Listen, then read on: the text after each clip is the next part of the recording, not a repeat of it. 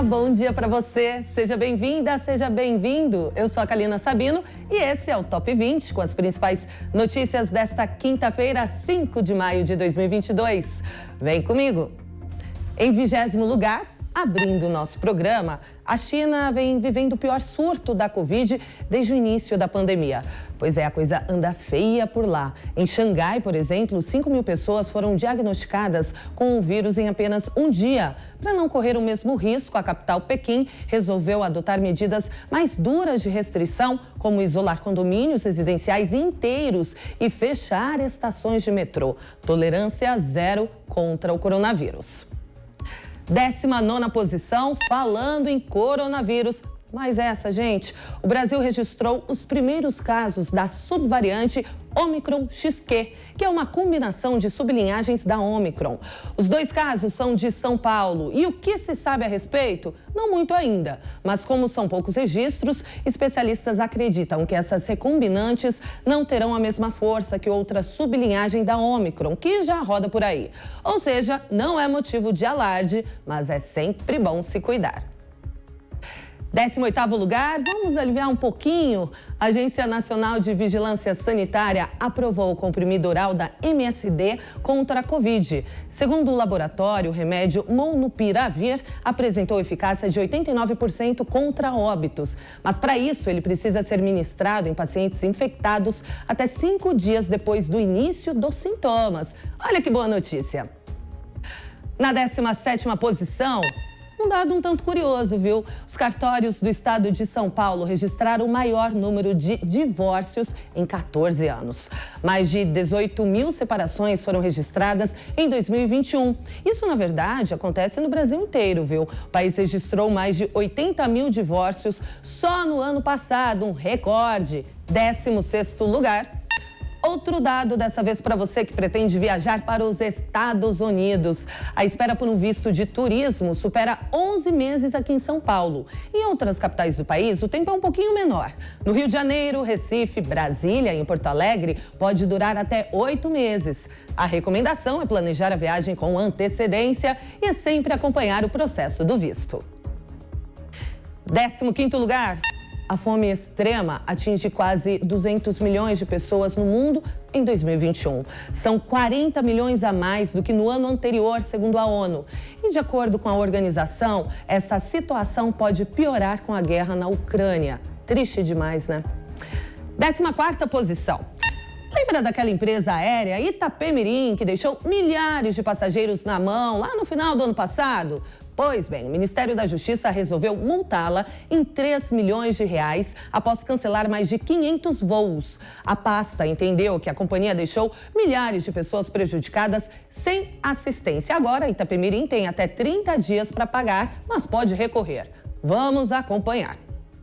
13º lugar. Vamos de pauta de economia. A Uber sofreu prejuízo recorde neste primeiro trimestre de quase 6 bilhões de reais. Segundo o relatório divulgado pela empresa, o aplicativo de mobilidade urbana está se recuperando lentamente. Mas depois dessa notícia, as ações da Uber despencaram 7% na Bolsa de Nova York. 12º lugar. Dá para acreditar que o acidente com a Marília Mendonça já completou 6 meses? Pois é, o pior é que as investigações sobre os responsáveis estão paralisadas há um mês. E por quê? Havia um impasse entre a Polícia Civil e a Polícia Federal. Somente na semana passada, o STJ decidiu que a competência da investigação seria da Polícia Civil. Bom, estamos acompanhando. 11º lugar. Chegou a hora de falar de futebol. Com um verdadeiro milagre de Rodrigo, o Real Madrid eliminou o Manchester City por 3-1 e está na final da Champions League. O brasileiro fez 2 gols nos últimos minutos do segundo tempo, forçando a prorrogação. Benzema garantiu com um gol de pênalti o passaporte da equipe merengue para a decisão contra o Liverpool no próximo dia 28, em Paris. 10º lugar do nosso Top 20. Ainda sobre futebol, na Copa Sul-Americana, o Atlético Goianiense bate o Defensa e Justiça por 3-2 e o Fluminense ganhou do Júnior Barranquilla por 2-1 no Maracanã. Nesta quinta-feira, o São Paulo enfrenta a equipe do Everton no Chile. Internacional e Guairenha jogam em Assunção e o Santos vai até o Equador para a partida contra a Universidade Católica de Quito. Nono lugar, vamos de Libertadores. O Flamengo empata com Talleres na Argentina por 2-2, enquanto Corinthians e Deportivo Cali não saem do zero na Colômbia. Hoje, o Fortaleza recebe o River Plate na Arena Castelão e o Bragantino joga no Nabizão contra a equipe do Vélez. Oitavo lugar.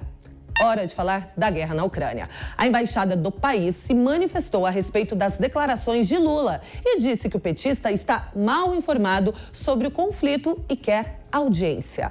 A representação diplomática reagiu à declaração do ex-presidente em entrevista à revista Time, em que ele diz que Volodymyr Zelensky é tão responsável quanto Putin pela guerra. Sétimo lugar, ainda sobre este assunto, a Rússia invadiu o último reduto de resistência em Mariupol. De acordo com o governo da Ucrânia, as tropas de Moscou tomaram a usina siderúrgica Azovstal, onde centenas de civis continuam presos, incluindo mais de 30 crianças. Gente, que tristeza.